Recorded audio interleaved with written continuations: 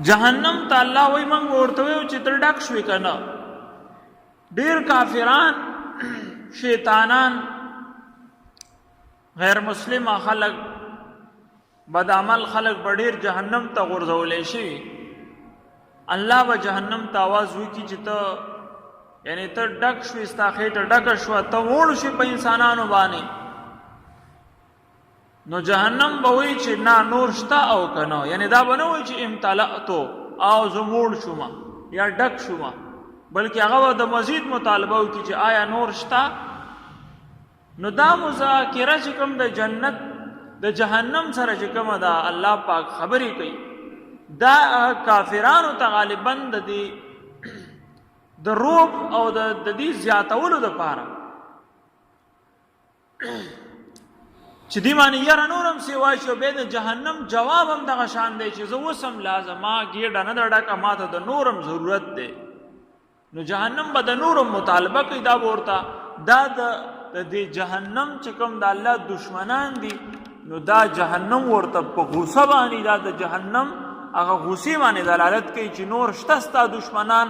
چې هغه زما ګېډې ته نه را پرېوتي او ما ورته سزا نه ورکړي، داسې څوک شته بهر. چونکې څونه چې د الله پاک دشمنان دي، نو د الله چې څومره مخلوقات دي هغه ورته په غوسه دي. د الله هر دشمن ته د الله هر یو مخلوق په غوسه دی. دا ځمکه هم ورته په غوسه ده، دا اسمان، دا ستوري، دا ځناور ټول ورته په غوسه دي.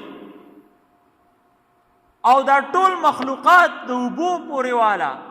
دوی دا وایي چې موږ د الله دشمن ګېډې ته لاړ نه شو، خو چونکې د الله ورته حکم دی. که چېرته الله پاک ته حکم واپس کی، نو د الله چې څومره مخلوقات دي، د وړوکي نه وړوکي مخلوق، د غټ نه غټ مخلوق، دا به هغه د الله دشمن ته چې دی ذره فایده ورونه رسوي، بلکې د اوبو یو څاڅ کې هم د هغې خولې ته لاړ نه شي، د اوبو څاڅ کې هم دا خوښ نه کړي چې زه د الله د دشمن په خوله کې چې دی وڅڅېږم. دا ټول مخلوقات، دا ځمکه هم ورته په غوسه وي، هغه هم وایي چې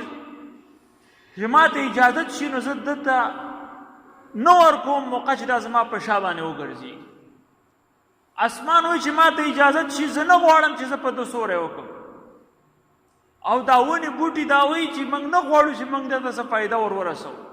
او دا اوبه هم وایي موږ نه غواړو چې موږ د ده دنده ماته کړو. او دا سبزي او دا میوې وایي موږ نه غواړو چې موږ د دې بد عمله یا د دې د الله دشمن خولې ته دې لاړ شو. خو چونکې الله پاک حلیم ذات دی، هغه وایي نه نه، بس تاسو چې ما د انسان دپاره پیدا کړي، نو دام انسان دی، اگر چې ځان ته رب وایي خو دا کمعقل دی، نه پوهېږي، بېوقوفه دی.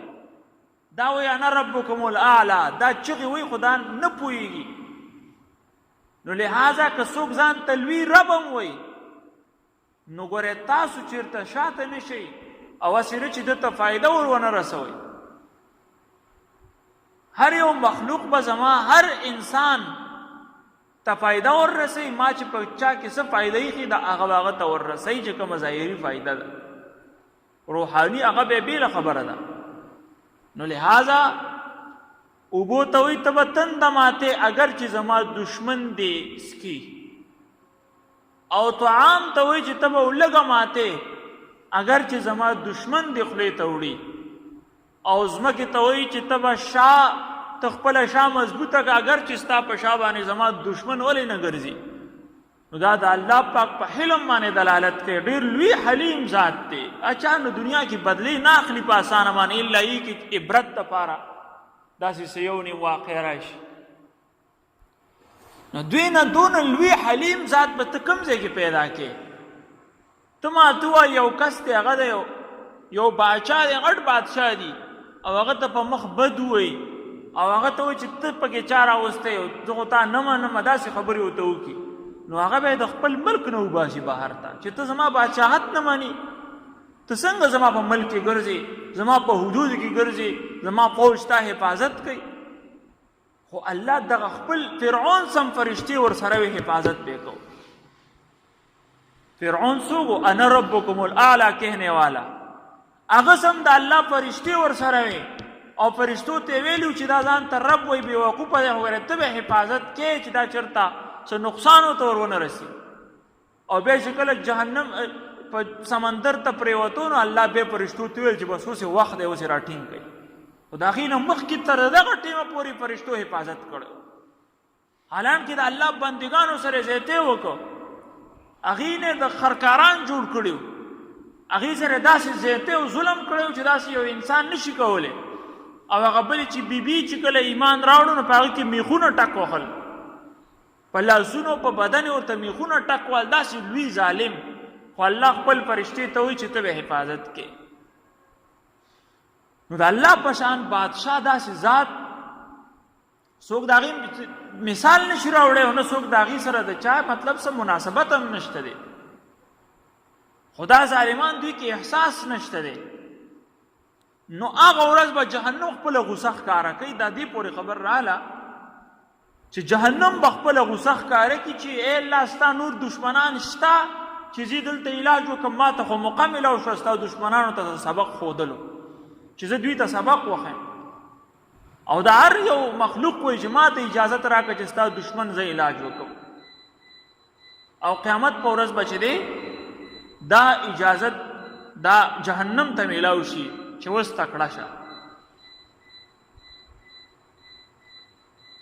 او بل ځای کې راځي چې موږ به جهنم ډکو د جناتو د انسانان لأملأن جهنم من الجنة والناس انسانانو پیرین نه به جهنم ډکو نو مطلب دا دی چې ډکی به خو جهنم به وي چې نور جهنم به وي چې نور هل من مزید او د جهنم چې دی دا انسان چې ور پریوځي دا به داسې نه وړوکې وړوکې بلکې د یو جهنمي غاښ دا به د احد د غر عمری وي روایت کې راځي لکه جهنمیان به دومره غټ شوي د هغې وجود جنتي به هم غټ وي خو جهنمي به دومره غټ شوي ځکه چې وجود څومره غټ یا هغومره پې عذاب زیات اثر کوي میږې وړوکې دی که نه نو هغه د جومات د سره راوله نه مړ کېږي پروا یې نه نه څوک خبر شي چې را پرېوتو نه د هغه څه پروا یي خپل لاس هم نه ماتېږي ځکه سپک دی خو د دې برخلاف چې څونه وزن زیاتېږي هغه راګزاري نو هغومره به د هغې درزم خلک اوري او نقصان به هم هغه ته زیات رسي نو زیات وزن والا درس چې خوري نو زیات نقصان ورته رسي او چې څونه وزن کم درس خوري پروا یې هم نه ماشومان درزونه خوري دونه پروا یې نه خو چې مشر را پرېوځي خامخا بیا ورته ډېر لوی نقصان رسېدلی نو جهنم کې هم الله پاک د هغې وجود غټ کړي د هغه یو غاښ د هغه سترګه نو دونه د یو انسان چې دونه غټ غټ وجود وي بیا هم جهنم نه ډکېږي د آدم علیه السلام نه واله تر د قیامته پورې د کافرانو تعداد اوس څومره دی مخکې څومره و بیا به څنګه وي څومره به او په مسلمانانو کې هم داسې خلک شته چې د جهنم مستحق دي نو بیا هم جهنم وایي چې هل من مزید آیا نور شته زما ولږه ماته نه شو زما خو ډېر وخت نه انتظار کوو ستا دشمنانو ته چې دا به کله زما ګېډې ته راځي او نن رال زما ګېډې ته خو اوس هم زما ولږه او تنده ماته نه شوه یا الله هل من مزید نشته نور وازلفت الجنة للمتقین اوس دغه د کافرانو ته د جهنم د کافرانو سره دغه حشر دی او دلته به جنت د متقیانو په انتظاري جهنم ګېډه به د ګناهګارو جهنمیانو د کافرانو نه ډکېږي او جنت په انتظاري د متقیانو ای الله کوم دي ستا مېلمانه کوم دی هغه کسان چې ستا نه دنیا کې یریده ای الله کوم دی هغه کسان چې ستا د حکمونو خیال به ساتو ستا د پیغمبرانو یې منله او ستا د کتاب سره مینه محبت او د هغې احترام یې په زړه کې وي الله کوم دی هغه کسان چې نن هغه کسان زما خواله راشي نو زه به ډېر احترام وکړم الله وایي دغه کسانو ته به زه جنت ور نږدې کړم غیر بعید لرې به ترې نه دوی به په جنت کې هر یو څیز به دوی ته نږدې للمتقین بس مطلق الله پاک ویل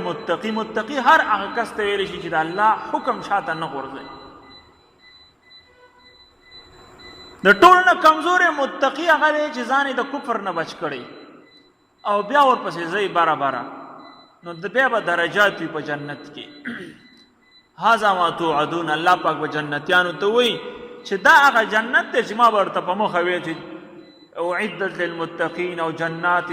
تجری من تحتها الانهار. هر وخت به مې په ترجمه کې لګیا به وایي او غوږ به مو تېږي او دا به مې ویل چې الله دا جنت به څنګه وي او دا څنګه به ترې لاندې نهرونه بهیږي. دا هغه جنت دی اوس یې په خپلو سترګو باندې وینه. الله دې موږ ټول بوځي دغه جنت ته. نو الله پاک به وایي دا هغه جنت دی چې تا به ویل جنت دی او لاندې به ترې نهرونه بهیږي. زموږ ستاسو په ذهن کې نه راتلله. اوس ورته وګورئ څنګه ښایسته دی محل وقود، څونه ښایسته نهرونه دي او څونه ښایسته باغونه دي، څونه ښایسته محلات دي او څونه ښایسته په دې کې ماحول دی.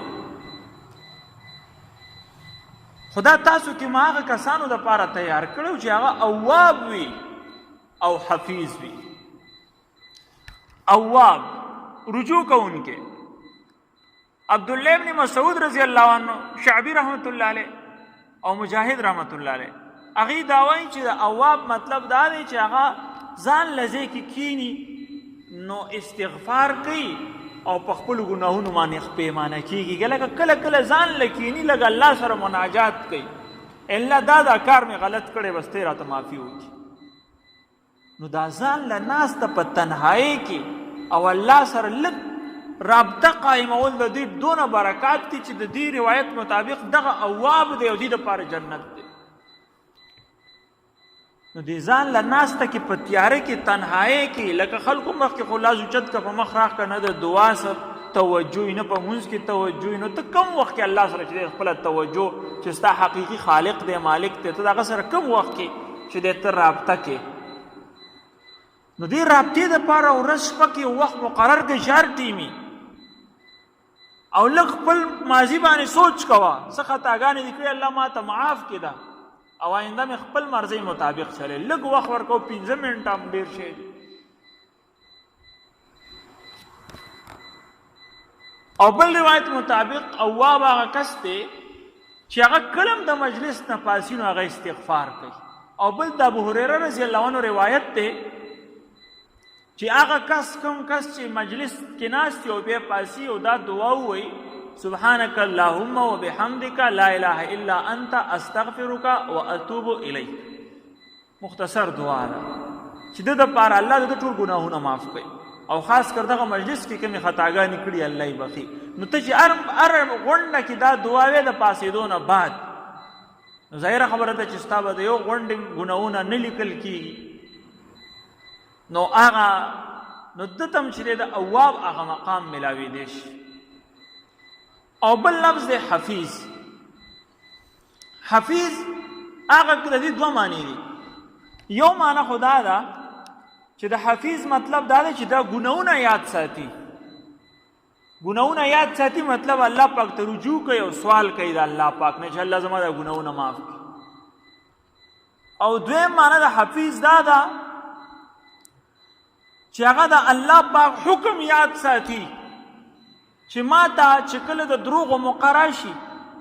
نو ده ته ډایرکټ زما هغه حکم را یاد شي چې لعنت الله علی الکاذبین. دا حفیظ دی. زما حکم خیال یې وساته که نه ګینې ده ته خو څه مسله نه وه دروغ یې ویلی شو خو چونکې ما ویلي قرآن کې چې دروغ مه وایې او په دروغجنانو زما لعنت وي نو تا دغه حکم را یاد که او زر دې دروغ ونه وي. تا ته د سود موقع و سود دې کولی شو تا ته ښه موقع وه. تا ته چې دی اپرم د سود راغلی و او تا ته چې دی شنه شنه باغونه هم ښودلی شوي چې سود درته میلاو شي نو مزې به دي او په دې به درته ګټه میلاویږي. ګټه اگر چې په سود کې موږ چې ته ګټه نه دی لیدلې او نه هغه کس ته چې ته سکون ورکړی دی. سودخور به همیشه خوار وي. سودخور به همیشه خوار وي په دې جهان هم او په هغه جهان. نو تا چې کله د سود مقدر ته راغله نو ډایرکټ تا ته زما حکم را یاد شو چې احل الله البیع وحرم الربا چې سود مې حرام کړی دی زما حکم را یاد شي درته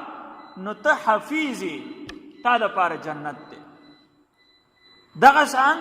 د بدکارۍ تا ته موقع وه د شراب سکو تا ته موقع وه دغه شان د پردي غیبت تا ته موقع وه او د ډاکې او د غلا تا ته موقع وه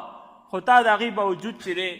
دا زما د حکم خیال وساته او دا ګناه دې ونه کړله نو گویا کی ته حفیظ. نو الله پاک دغه وفرمایل چې هذا ما توعدون لكل اواب حفیظ. دا جنت دغه چا